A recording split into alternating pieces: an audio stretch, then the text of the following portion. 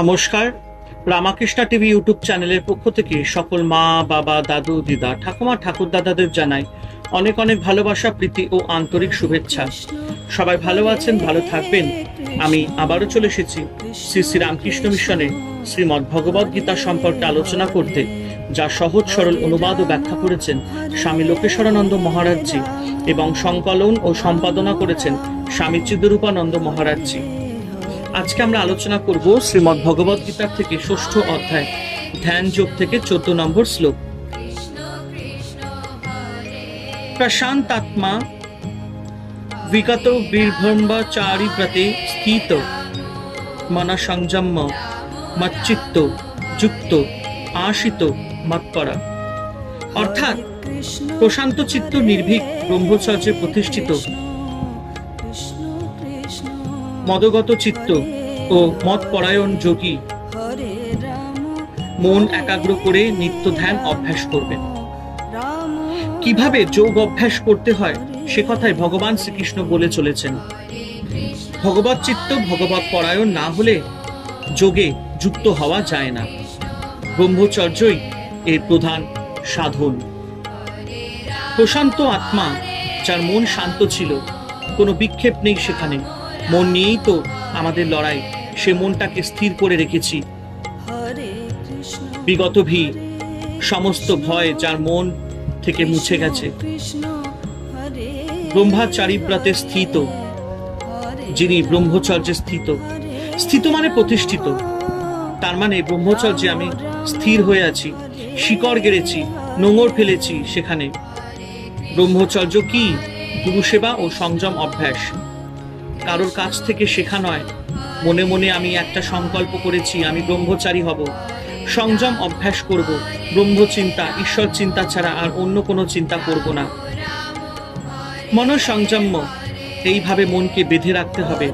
মনচিত্ত, মাফ করবেন, মতচিত্ত অর্থাৎ মদগতি চিত্ত। মত চিত্ত বলতে মদগত চিত্ত, ঈশ্বরগত চিত্ত। মত মানে আমাতে, এখানে আমি মানে ঈশ্বর শ্রীকৃষ্ণ স্বয়ং। মত চিত্ত মানে যার মন ঈশ্বরে ডুবে গেছে। ভগবান বলছেন যোগী এমন ধ্যান করেছেন যে তার সমস্ত মনটা আমাতে লীন হয়ে গেছে। ভাগ্যবান যারা, তারাই পারে মনকে এভাবে ঈশ্বরে ডুবিয়ে দিতে। তিনি আমার পর নন, তার সঙ্গে আমি মিশে যেতে চাইছি। তারপর বলছেন যুক্ত আশিত মৎপর। যোগ মানে ঈশ্বরের সঙ্গে একাত্ম হয়ে যাওয়া, আলাদা নই আমি, তার সঙ্গে যুক্ত হয়ে আছি। মৎপর অর্থাৎ আমি ঈশ্বরেই যার একমাত্র প্রিয়, অর্থাৎ ঈশ্বরই আমার প্রিয়, আমার আরাধ্য। বৃহদারণ্যক উপনিষদে আছে, এই আত্মতত্ত্ব পুত্র অপেক্ষা প্রিয়তর, ভৃত্য অপেক্ষা প্রিয়তর, এই আত্মা সমস্ত বস্তু থেকে প্রিয়তম। মন যেন একটা পাখি আর আত্মা বা ঈশ্বর একটা গাছ। মন পাখি, ওই গাছের ডালে স্থির হয়ে বসে আছে, নিজের মধ্যে নিজে ডুবে আছে আমি। ভগবান শ্রীকৃষ্ণ অর্জুনকে আত্মতত্ত্ব শিক্ষা দিচ্ছেন। সকল সাধনার একমাত্র উদ্দেশ্য পরমাত্মার সঙ্গে একাত্মতা অনুভব। এটাই মানব জীবনের পরম প্রাপ্তি। ঈশ্বরই সকল জীবের অন্তরাত্মা। এই জীবনে, এই শরীরে সে আত্মতত্ত্ব অনুভব করতে হবে। আত্মতত্ত্বের শিক্ষা গুরু থেকে শিষ্যে, এই ধারাই বয়ে আসছে ভারতবর্ষে। যেমন হিমালয় থেকে গঙ্গার ধারা নেমে আসছে, সমস্ত ভারতের উপর দিয়ে বয়ে চলেছে দিনের পর দিন, বছরের পর বছর, যুগের পর যুগ। তেমনি এই গুরু শিষ্য ধারা একটা প্রশ্রবণ, যেন এক প্রজন্ম থেকে আরেক প্রজন্মে বয়ে চলেছে। এই শিক্ষাই আমাদের সম্বল।